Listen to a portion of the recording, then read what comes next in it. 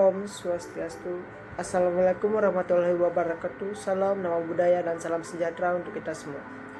Baik, di dalam video ini kami dari kelompok 4 akan mempresentasikan mengenai teori modal sosial dan teori perubahan kelembagaan. Sebelum masuk ke materi lebih lanjut, izinkan kami dari kelompok 4 memperkenalkan anggota dari kelompok kami. Yang pertama, ada Nika Riantika dengan NIM belakang 059. Yang kedua, saya sendiri Kadek Adi Berwana dengan NIM belakang 061. Yang ketiga, ada IGD Agus Mahendra Wiguna dengan NIM belakang 073. Adapun topik pembahasan kami dalam video kali ini, yang pertama mengenai akar dan definisi modal usaha. Yang kedua, ada modal sosial 4 perspektif. Yang ketiga, ada modal sosial implikasi negatif. Yang keempat, modal sosial dan pembangunan ekonomi. Yang kelima, perubahan kelembagaan dan transformasi permanen. Yang keenam, perubahan kelembagaan dan kelompok kepentingan. Yang ketujuh, alat ukur dan variabel perubahan kelembagaan. Yang kedelapan, organisasi pembelajaran dan perubahan kelembagaan. Baik, untuk materi yang pertama mengenai akar dan definisi modal sosial akan dijelaskan oleh rekan saya. Waktu dan tempat saya persilakan. Terima kasih. Baik, materi pertama yaitu akar dan definisi modal sosial. Jadi asal dan muasal teori modal sosial pertama kali dipicu oleh tulisan yang dipublikasikan oleh Coleman pada akhir tahun 1970-an.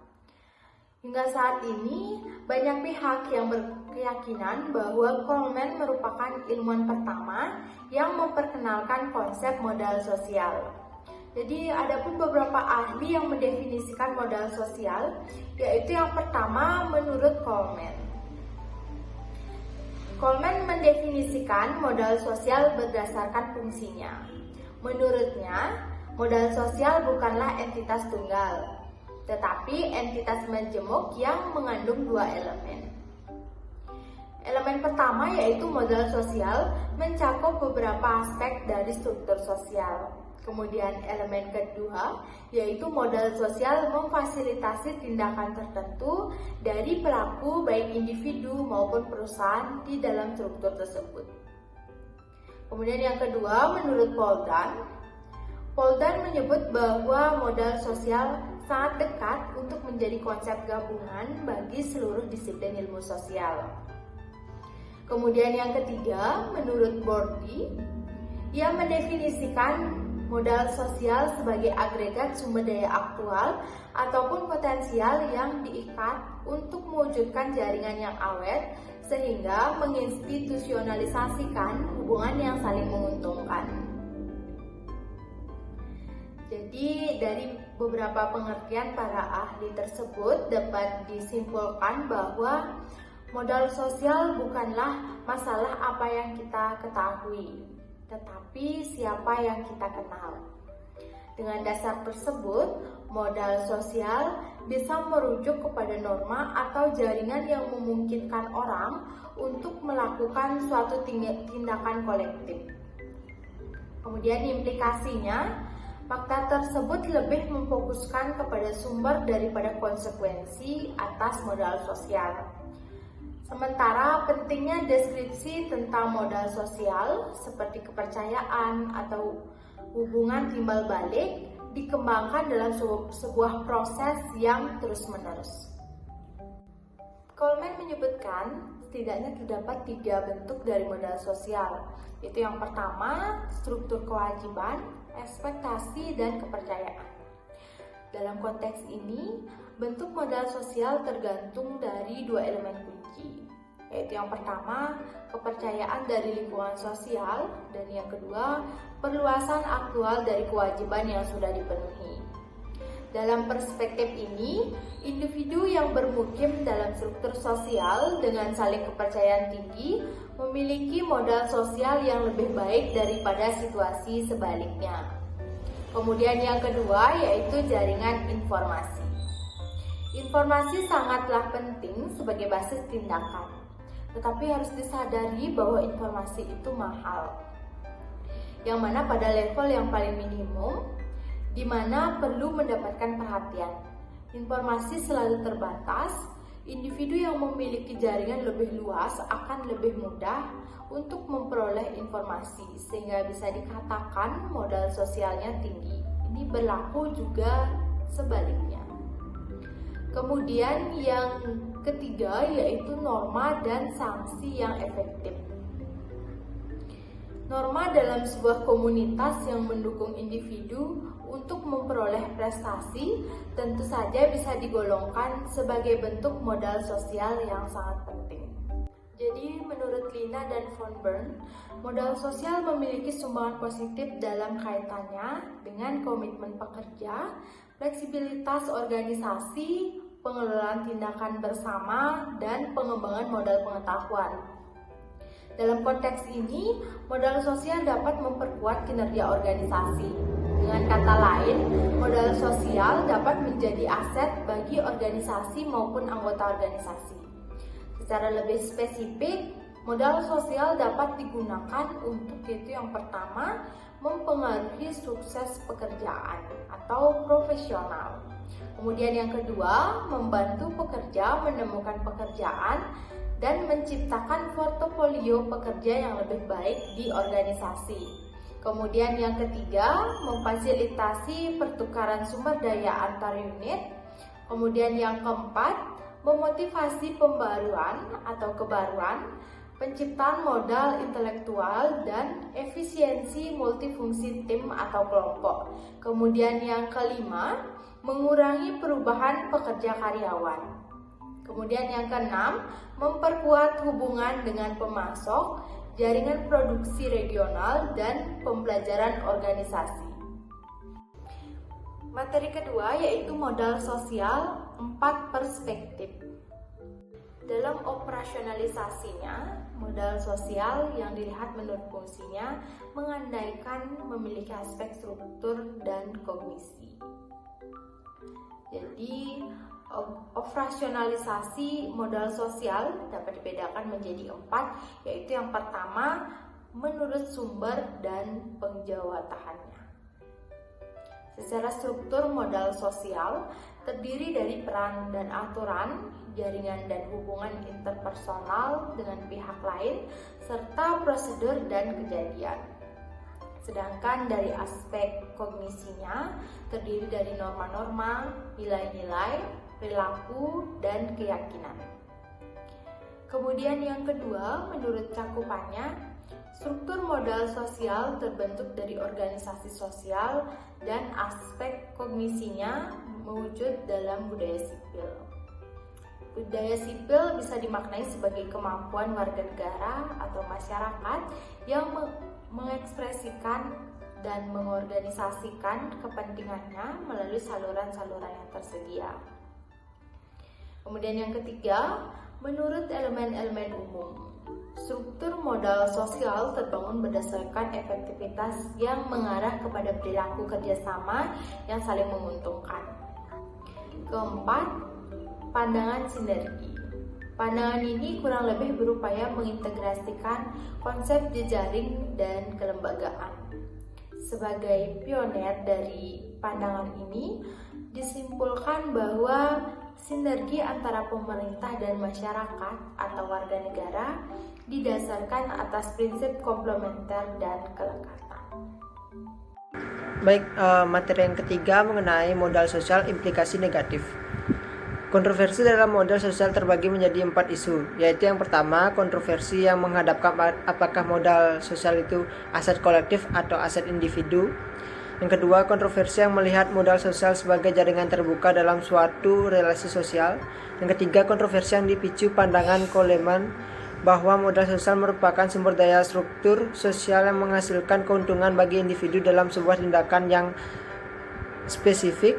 Yang keempat, kontroversi mengenai pengukurannya apakah dapat disepadankan dengan modal ekonomi fisik dan manusia sehingga bisa dikuantifikasikan dalam bidang ilmu sosial. Baik, selanjutnya ada juga konsekuensi negatif dari modal sosial. Yang pertama, ikatan yang terlalu kuat cenderung akan mengabaikan dan atau membatasi akses pihak luar memperoleh peluang yang sama dalam melakukan kegiatan ekonomi. Yang kedua, adanya beberapa individu atau aktor yang berpotensi mengganjal individu lainnya karena kepemilikan akses yang sangat mungkin terjadi. Yang ketiga, selalu ada pilihan atas sebuah dilema antara solidaritas komunitas dan kebebasan individu. Baik, selanjutnya materi yang keempat mengenai modal sosial dan pembangunan ekonomi. Perspektif rasionalitas transaksional digunakan untuk melakukan analisis pertukaran ekonomi dengan tujuan utamanya adalah modal ekonomi dan kepentingan dalam aspek transaksional pertukaran yang dimediasi oleh harga dan uang. Dengan dasar ini, aturan pertukaran berperan dalam dua hal, yaitu yang pertama menemukan hubungan alternatif yang bisa memproduksi keuntungan, dan yang kedua merawat hubungan tersebut tetapi dengan diiringi upaya mengurangi biaya transaksional. Materi yang kelima yaitu perubahan kelembagaan dan transformasi permanen. Perubahan kelembagaan di dalam masyarakat berarti terjadinya perubahan di dalam prinsip regulasi dan organisasi, perilaku dan pola-pola interaksi. Pada satu sisi, perubahan kelembagaan dapat dianggap sebagai proses terus-menerus yang bertujuan memperbaiki kualitas interaksi ekonomi antar pelakunya. Adapun 5 proposisi yang mendefinisikan karakteristik dasar dari perubahan kelembagaan, yaitu yang pertama, interaksi kelembagaan dan organisasi yang terjadi secara terus-menerus merupakan kunci terjadinya perubahan kelembagaan.